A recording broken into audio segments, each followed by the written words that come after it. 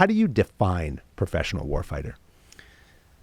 Well, as an all-volunteer Army, 50 years of that, that's quite an accomplishment. I've had to kind of really think about what that means, right? And, we all join the Army for different reasons. I'm a true Army brat, so I bought into this. My commitment came early. I blame my father and my grandfather for that. But a lot of people, they come in and they're not fully committed into or even understand what it means to be part of the profession. And so I think that's part of the journey that I talk about a lot. Towards the end of our first enlistment, and referencing enlisted people mainly, you start to see that compliance really change to commitment when they start to understand what it means to be part of this profession. Pick your MOS. It's a little different for the officers. Journey's a little different, but pick your MOS, and then you start to think when you see that soldier, and you remember you had them, when you see that soldier just start to get it. They start to get what is in the oath and what that means, and that oath we took to defend the Constitution, and then what it means to put this on every day, and what it means to take pride in your job. That's that compliance to commitment. And that's the piece that I focus on, because I think the earlier you come to that realization in your career, the better warfighter you are at a younger age and a younger time in service. And the only way that happens is through modeled behavior. And that's why those that are committed, I remind them the audio and video's got to match. Yeah. You brought up the fact that 50 years in this volunteer force, and we talk about, as you've explained, this professional warfighter. How does that set the U.S. Army, the U.S. military, apart from every other military in the world?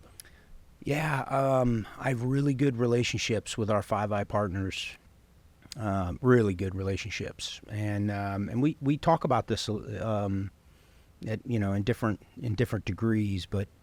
Our Army, having gone from, draft / conscript, some of our other services, not necessarily our Five Eyes, but some of our other coalition partners and teammates, they still have conscripts. Yeah.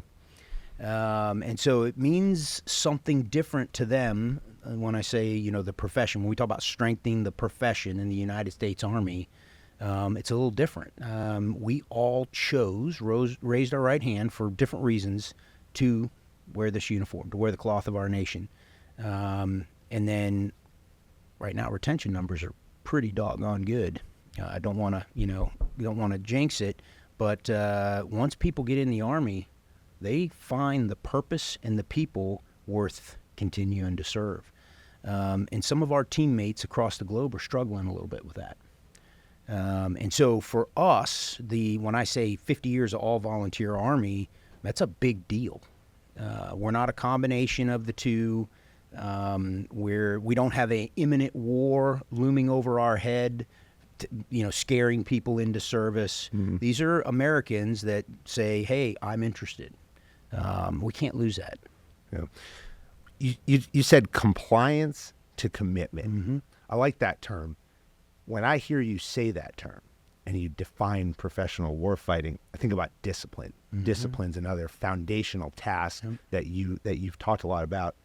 You said, quote, if you lack personal discipline, you lack team discipline. You lack squad discipline, you lack company discipline, and it just goes up every echelon. You've also called on leaders at every level to have the courage to hold each other accountable. Yeah. When I think about compliance to commitment, and you said you remember those soldiers, I immediately started thinking about 4th Infantry Division. Mm-hmm. It's 3:00 in the afternoon, and you're sitting in the hallway waiting for the word, waiting to be told you could go home by the first sergeant. Word. And the difference between compliance to commitment, when we talk about discipline, in my mind, is the guys who sit in the hallway staring at the door and the guys who are looking for work. Yeah. Talk about discipline, and why is discipline so critical to the development of a professional warfighting organization? Yeah, so, we all know the saying, you're only as strong as your weakest link. And if you take a basic company, and we'll just, keep it simple, take an infantry company, and if, 60+% of your company's weak links, how effective are you as a company?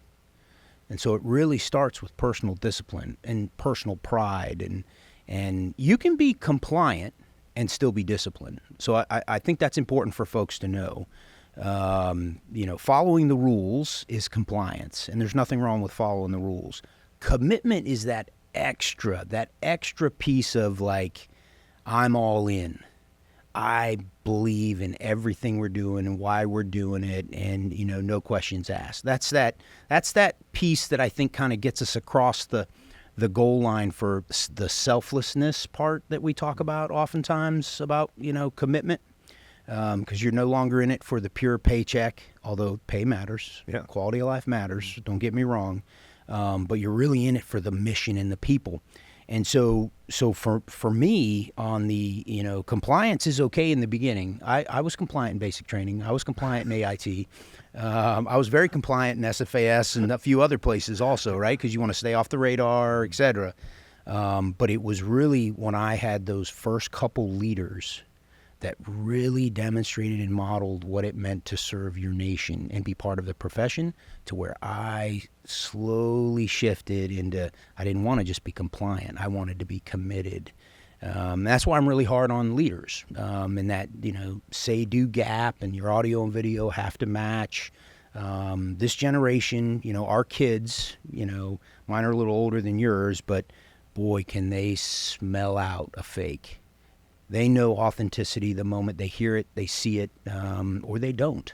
And that's really hard to win back with them. And so that's why I'm really, really, really hard on making sure we're living the standard. You hear me talk about standards and discipline often. It's not perfection. There's no such thing. But the striving for excellence piece really matters. How do you turn the culture to embrace that? Be consistent over time. Which, to me, the most powerful culture I ever thrived in, if I can use that term, because I think a healthy culture is a place you can thrive, was in an organization that had consistent leadership more than 2 years in a row. Mm-hmm. And so that's one of the things that we struggle with a little bit in the service is our turnover. And you remember this. Yeah. The junior non-commissioned officer usually is the person that spends the longest amount of time in that platoon or company or battalion, and they live through those, either first sergeant company, battalion. They live through those changeovers. You're lucky if you can get 2 full years these days. We're trying to work on that, by the way. But if you can get back-to-back command teams that are consistent with a healthy culture that you can thrive in, you can maintain a healthy culture. You can actually survive, I think, I live this, you could survive a less than stellar leader to come in there because you had 4 to 6 years of consistency, if that makes sense. Yeah. Yeah, I mean, the turnover when you're switching jobs every 12 to 18 months, it's hard. And it's hard on the junior guys. It is. Because they're always want to be responsive to those who come in. And I think what we tend to do a lot of times is every time somebody new comes in, they got some great fresh ideas that nobody ever thought about before, except, 2 commanders ago. Which isn't bad. Don't get me wrong. I do appreciate, I like change. I don't have a problem with change. My wife would say I probably like it too much, but I do appreciate fresh perspective coming in and a new approach. There's nothing wrong with that, but there's a happy medium there.